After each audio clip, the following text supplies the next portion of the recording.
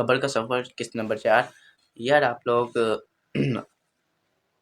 Like subscribe وغیرہ کر دیا کریں اور کمنٹ وغیرہ بھی کر دیا کریں، تو ہمیں بتا دیا کریں ہمارا کیا سفر ہے.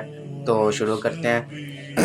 اب اس کی رشتہ کہنے لگا کہ تم نے آج تک اپنی بیوی بچوں کو خوب اچھا کھلایا نہ خوب اچھا کھلایا، تمہیں اچھی سے اچھی تعلیم دی، مگر قرآن وغیرہ نہیں پڑھایا اور اس کو نہیں سکھایا. کم از کم جو آج آیتیں پڑھ کر بخشتے، شاید ہی کہ تیری بخشش ہو جاتی. اب کچھ دیر بعد یہاں منکر نکیر آئیں گے اور تجھ سے کچھ یہاں منکر نکیر آئیں گے اور تجھ سے کچھ سوال کریں گے.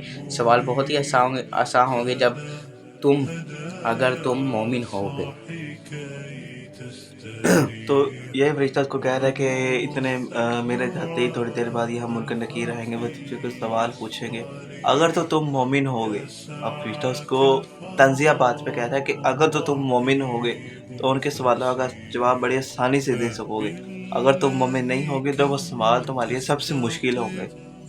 اب اتنا کہہ کے فرشتہ چلا جاتا ہے اور جو وہ بیٹھ جاتا ہے منکر نکیر کے انتظار میں.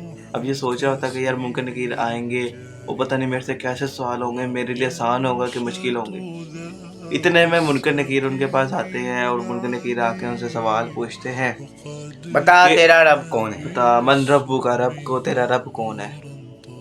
تو سوال آسان تھا پر جواب دینے کے لیے میری زبان نے ساتھ نہیں دیا. اور یہ اصل بات ہے کہ یہ سوال 3 ہوں گے. من ربو کا، بتا تیرا رب کون ہے.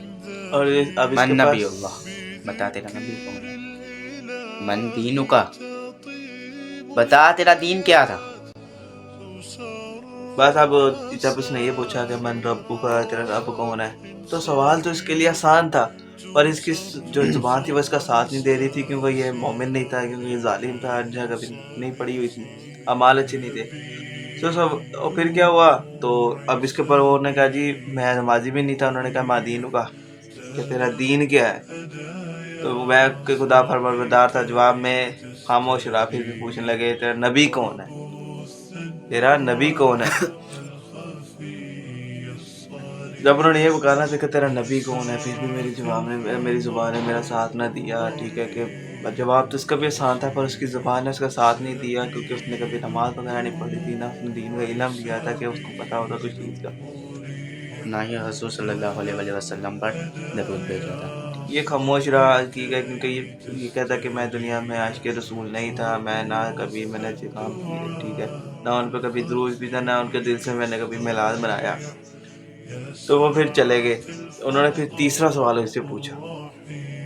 تیسرا سوال انہوں نے یہ پوچھا کہ مہدی کو کہ تیرا دین کیا ہے.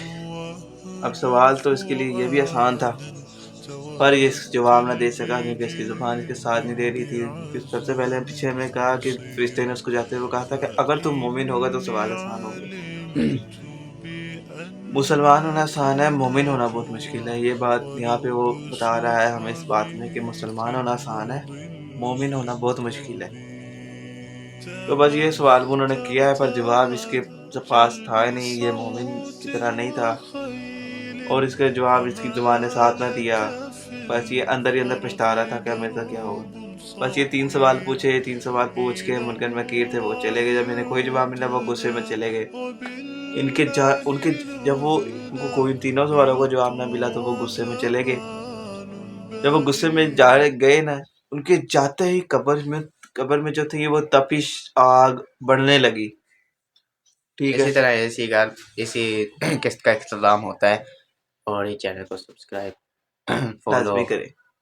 کمنٹ ہمیں بھی بتاتے رہیں کہ کیسی ہے ہماری ویڈیوز، تو ہم آگے سے بہتر کریں.